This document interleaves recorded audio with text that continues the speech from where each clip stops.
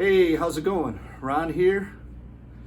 Just had another message I want to put out there, and I want to thank you guys for the kind responses and feedback to the ones I've been putting out so far. It really means a lot.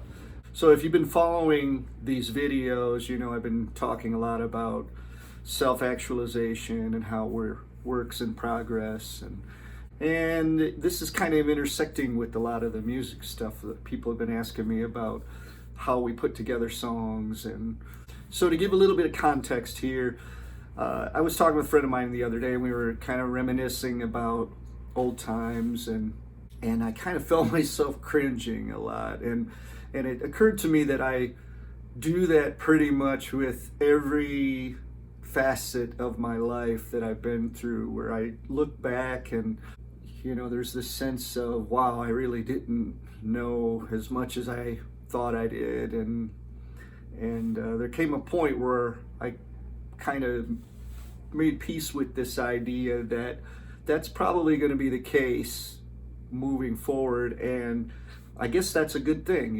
There's something to be said for knowing that you don't know everything.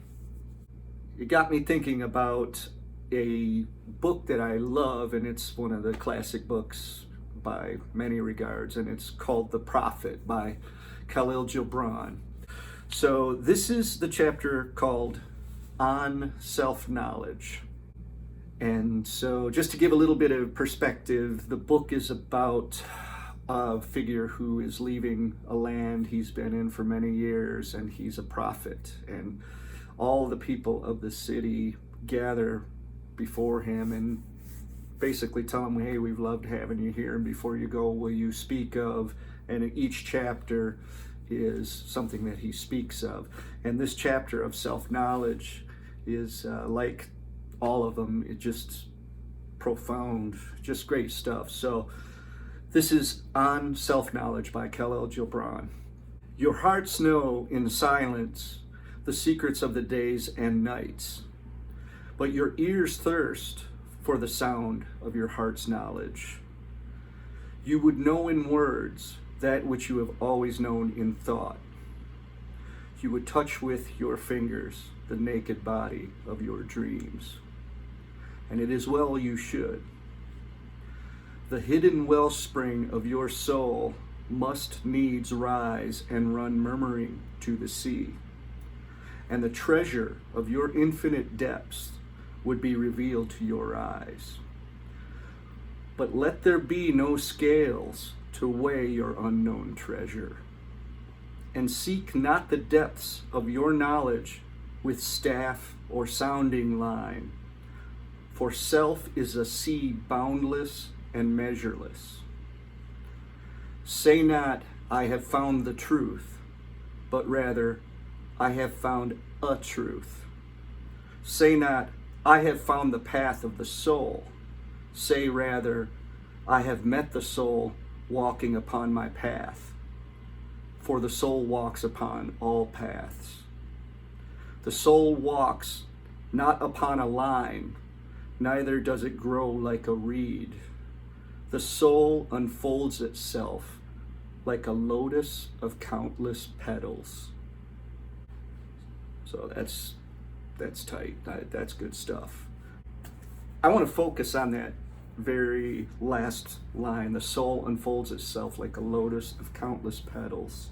And the idea of seek not the depths of your knowledge with staff or sounding line, for self is a sea boundless and measureless. There's another chapter in this book somewhere, I forget which one it is, but he talks about and I'm paraphrasing here, but the finite within us senses the infinite. And I think a lot of creative people can attest to this. When you're really in the zone, time just kind of disappears, and you break into a realm of possibility, I guess is what it's about. And we really only catch just a glimpse of it. And, it's kind of like they say, with the best that you can do, you feel like you're just scraping just a little piece of something great. And then it's gone. And then you're seeking it again. But in terms of our self-knowledge, you know, I can think back to times throughout my life where I felt like I'd arrived, like, oh, this is what I want to be. This is what I'm going to be. And in retrospect, I look back and say, that's how naive that was. You know, I was in a box. I was in a bubble. I had this illusion that I had my world all figured out, but it was just a tiny world within the real world. It was this microcosmic existence. And the further you go along, the more you learn, the more you realize you don't know. And I guess the most comforting thought about all that is when I look back, that I can say, well, that's truthful in terms of where I was at that time. That was the best I could do. That was the most honest thing I could do at the time, regardless of how I personally feel about it in hindsight.